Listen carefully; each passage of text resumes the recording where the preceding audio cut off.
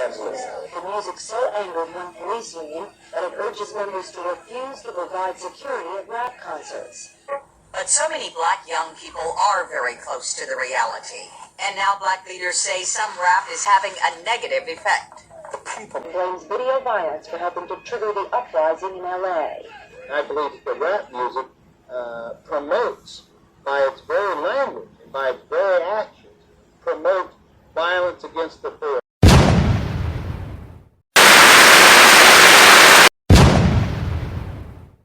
Columbia, Sony, Priority, Relativity, Interscope, Ariston, Warner Music. They didn't even want to touch nor fuck with any rappers or anything got to do with something called a hip-hop, okay? Named Eric Wright, a.k.a. Eazy-E, from a group called NWA. What? Niggas with Attitude. What is that? Project or From the Hood Where It Feel Good. And that's a come up for someone. Showed up, and he had independently opened a record company up under these big wigs. That not only did he fund his own dope money, okay, yes, it was with dope money, but he turned illegal money into legal.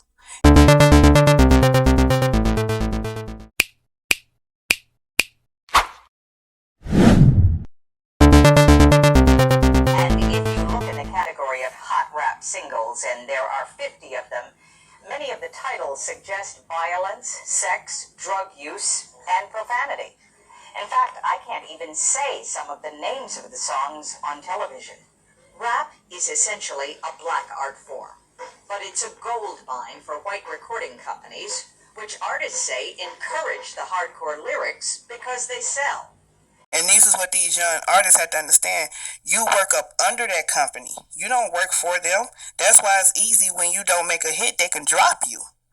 They could not handle that this black guy that was a dope dealer with a jerry curl was able to make this much money saying what? Fuck the police.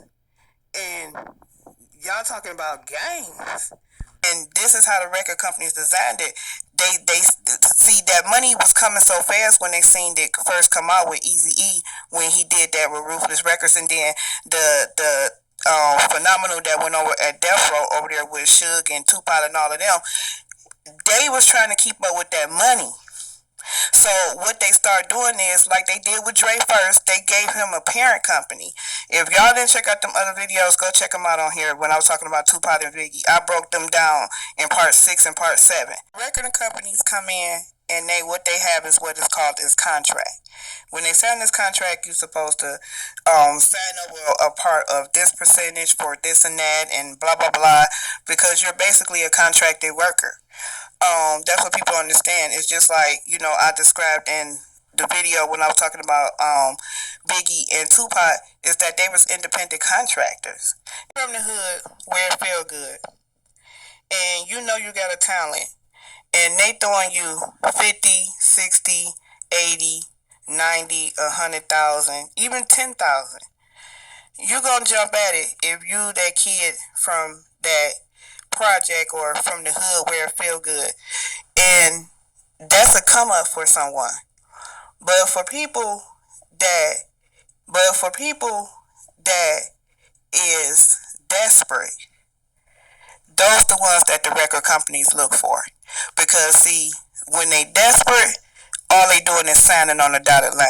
Okay, that's why they was after Suge like that, because Suge had went up under a parent company. See, they couldn't really do nothing with Eazy-E, or they couldn't really do nothing with Sugar Hill Gang, because those were independently companies. So what they did is they had some slick ones slide up under them to try to steal their stuff, like Heller did, and made NWA fall out. So the record companies was set there to set up something that is called a contract. So they couldn't grip how this music that is talking about what in the hell is they doing out here in these streets, and they killing and they robbing and they in gangs and whatever and whoopty woo, and they couldn't understand that. But these record companies saw dollar signs. So it's really crazy that Priority was the first one that stepped out the box.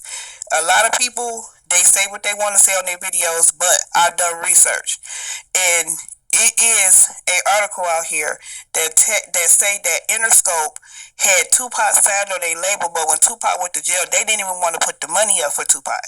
Okay, so now it's going back to Priority. Priority was an independent record label also, and so was Ruthless Records. Okay. And on the street, we African American women particularly are tired of being called hoes, bitches, and sluts by our children who are paid to do this by Time Warner.